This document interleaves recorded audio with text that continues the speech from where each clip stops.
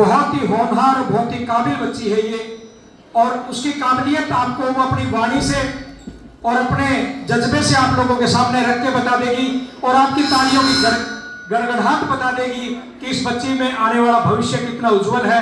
एक छोटी बच्ची अवनी चौधरी 2 मिनट का समय आप लोगों के बीच में अपने विचारों से लेगी। अवनी चौधरी। आप सभी को नमस्कार और राम राम। मैं आपकी बेटी अवनी चौधरी। मैं आज आप सभी के सामने अपने विचार प्रस्तुत करना चाहती हूँ, जिनका शीर्षक है कि नारी इतनी कमजोर नहीं कि उसको रोना आ जाए। क्या हूँ मैं, कौन हूँ मैं, बस यही सहन करती हूँ मैं। तुम नारी हो, तुम लाचार हो, तुम बेचारी हो, बस यही सवाल सुनती हूँ मैं। जब थोड़ी सी बड़ी हुई, समाज की रस्मों को जाना पहचाना और दुनिया के सवालों का जवाब मैंने अपने अंदर ही पाया कि मैं लाचार नहीं, मैं बेचारी नहीं, मैं धड़कती चिंगारी हूँ। मत छेड़ो मुझे, जल जाओगे तुम, मैं दुर्गा हूँ, मैं काली हूँ। आज मैं आपको बता देना चाहती हूँ कि महिला सशक्तिकरण का अर्थ क्या है।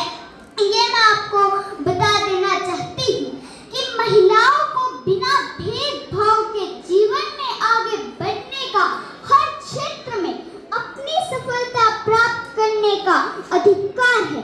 अब आप सोच रहे होंगे कि महिला सशक्तिकरण की आवश्यकता क्यों पड़ी, तो मैं आपको ये बता देना चाहती हूँ कि पहले प्राचीन काल में महिलाओं को घर की 4 दीवारों में कैद रहना पड़ता था, और कुछ ऐसी प्रथाएं थी जैसे कि सती प्रथा, पर्दा प्रथा और बाल विवाह, जिससे महिलाओं को आजादी नहीं मिल पाती थी। वह घर में ही कैद रहती थी। और आज भी हमारे समाज में कुछ ऐसे तत्व हैं जो बोल रहे हैं कि बेटा बेटी को बराबर नहीं समझते। तो मैं उनसे बोलना चाहती हूँ कि हमारी भारत माता ही तो एक नारी है। आप नारी को जितना सम्मान दोगे, नारी की जितनी इज्जत करोगे, उतनी ही आपके घर में लक्ष्मी आएगी। आप अपनी बेटी को तो लक्ष्मी मानते हैं, लेकिन जब वही बेटी शादी कर अपने ससुराल चली जाती है तो उस पर इतना भेदभाव क्यों करते हैं। आखिर एक बहू ही तो बेटी होती है, तो उस पर इतना भेदभाव क्यों। नियत आदमियों की खराब होती है, लेकिन जो घूंघट है वो नारियों से निकलवाया जाता है। क्या समाज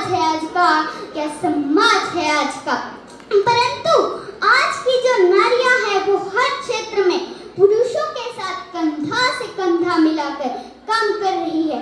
चाहे तो वो घर का काम हो, चाहे तो वो नौकरी हो, चाहे बिजनेस हो, हर क्षेत्र में महिला पुरुषों के साथ कंधा से कंधा मिलाकर काम कर रही है। और आज नारी के लिए समाज और सरकार दोनों ही महत्वपूर्ण योगदान दे रहे हैं। और जो सरकार है उन्होंने तो नारी के लिए लोकसभा व विधानसभा में भी स्थान दे रखा है।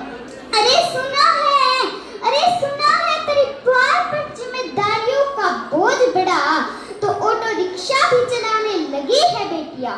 साहस के साथ आसमान भेदकर अंतरिक्ष तक जाने लगी है बेटियां।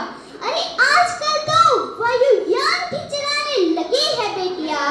और कितने उदाहरण लेकर आऊं, अब तो हर क्षेत्र में आगे बढ़ने लगी है बेटियां।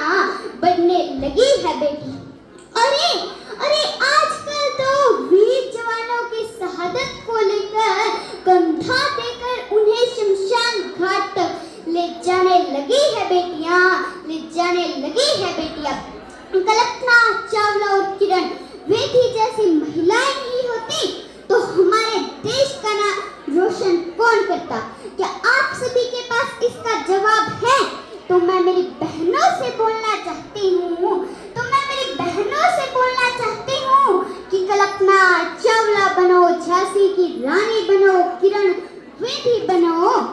आखिर कब तक यूं ही अपनी इज्जत लुटाएगी बेटियां? आखिर कब तक रावण के सामने गिड़गिड़ाएगी बेटियां?